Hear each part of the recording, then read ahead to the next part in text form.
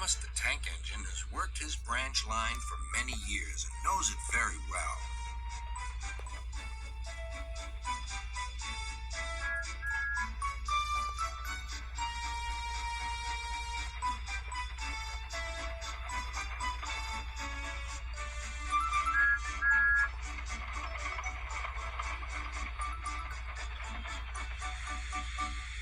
You know just where to stop, Thomas, laughed his driver. You could almost manage it without me.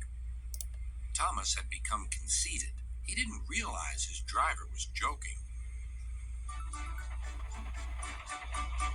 Later, he boasted to the others. Driver says I don't need him now.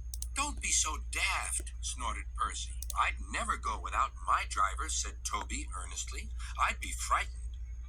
Huh, boasted Thomas. I'm not scared. You'd never dare.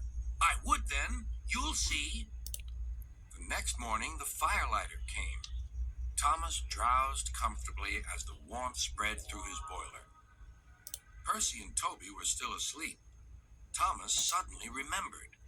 Silly stick in the muds, he chuckled. I'll show them.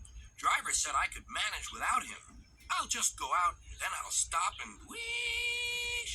That'll make them jump. Thomas thought he was being clever, but really he was only moving because a careless cleaner had meddled with his controls. He soon found his mistake. He tried to whoosh, but he couldn't. He tried to stop, but he couldn't. He just kept rolling along. He didn't dare look at what was coming next. There was the station master's house. The station master was about to have breakfast. Horrors, cried Thomas, and shut his eyes. The house rocked, broken glass tinkled, plaster was everywhere. Thomas had collected a bush on his travels. He peered into the room through its leaves. He couldn't speak. The station master was furious. His wife picked up her plate. You miserable engine, she scolded. Just look what you've done to our breakfast. Now I shall have to cook some more. She banged the door. More plaster fell. This time it fell on Thomas. Thomas felt depressed. Workmen propped up the house with strong poles and laid rails through the garden. Then the Scottish twin engines Donald and Douglas arrived.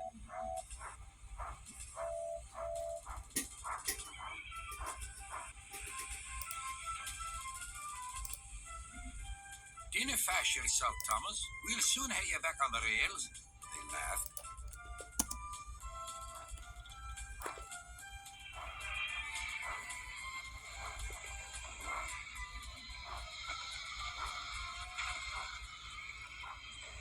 Donald and Douglas, puffing hard, managed to haul Thomas back to safety. Bits of fencing, the bush, and a broken window frame festooned his front, which was badly twisted. The twins laughed and left him. Thomas was in disgrace. There was worse to come. You're in a lot of trouble, Thomas. I know, sir. I'm sorry, sir. Thomas's voice was muffled behind his bush. You must go to the works and have your front mended. It will be a long job. Yes, sir. Meanwhile, a diesel rail car will do your work. A diesel, sir? Thomas spluttered. Yes, Thomas. Diesels always stay in their sheds till they are wanted. Diesels never gallivant off to breakfast in station master's house.